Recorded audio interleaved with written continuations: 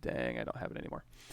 We basically projected stuff. So if we take this one here, and let's say, let's do this. Let's go to BTO, topology brush here, and we'll go ahead and isolate that. So we've got our topology brush here. And let's turn off X, and let's say I want to project some of this stuff. So I'm going to grab some topology real quick, and of course you could use ZRemesh or Z-spheres. We'll just do that real quick. Now if I want a single-sided mesh, I'm going to take my draw size all the way down to 1, and now I'll have single-sided. So we'll go ahead and split unmasked points. Alt tap this one. So ZProject brush, if I hold down, if I do Control D, and then we go over here to the project and do project all, Control D, project all, Control D, project all, Control D, project all, and then I go into solo mode, you're going to see we're projecting the details of that one plane to the surface here. What you can also use is if we go to BZP, that's a ZProject brush, that's basically going to project back onto this mesh here, and it's using the camera. So if I go way to the side here and start projecting like this, and I turn that off, you're going to see it's going to start shearing on the side here, just because it's camera based. So you're going to want to rotate your camera across here. So if you go again, BZP, and if you don't hold down Alt, it'll project down. If you hold down Alt, it'll project up to your mesh, and that's just using ZProject. You can use MatchMaker in this case sometimes. If you go to BMM, I think is MatchMaker brush. So you can like use this and just kind of MatchMaker it, but you're going to see, oh, there's some errors here. Let's hold down Alt with our MatchMaker brush. That'll pull out. Yeah, it's looking like it's having a bit of a hard time. But I'll show you a little bit better of a MatchMaker brush scenario after this. And you can also dial in the intensity of that MatchMaker brush. If we turn that down, that'll just do a slight MatchMaker. But sometimes when you do a project all, it'll look like this as well. So what you can do is you can go to BZP, ZProject brush.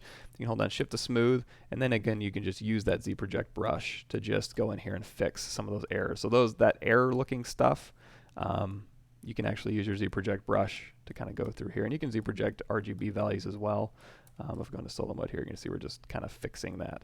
For the MatchMaker brush, what I usually use that for is if we want to conform an object to the side of his head. Let's go ahead and take this ring here, and let's go here. Okay, we've got a ring on the side of his head here. Let's go ahead and split mask points. We'll divide that up. And now, again, this MatchMaker brush is camera-based too, so BMM. And if we go to the side here and we use our MatchMaker brush, it's going to want to project this. Let's turn that back up to 100. It'll project it back to his head, but then as soon as there's no head behind from this camera view, it's not going to know what to do with it, so it'll start projecting here. So if you want to make this camera match his head here, and now when we use the MatchMaker brush, you're going to see it's going to start conforming that shape to the head based on your camera view. You can also, now using the ZProject brush in this case, if we go to BZP, it's going to want to project all of these back to here. So you can do it, it's just going to give you kind of a weird result. So in this type of scenario, this is where I would use BMM. And then you can use MatchMaker brush here. And then when you move this back, you'll see, from that camera angle, it was conforming this to his head. Now, however, having said all that, if I go ahead and delete that, actually a better example might be, let's go to brush. Let's just grab a cylinder here, and we'll go ahead and split points, and we'll go ahead and scale this down.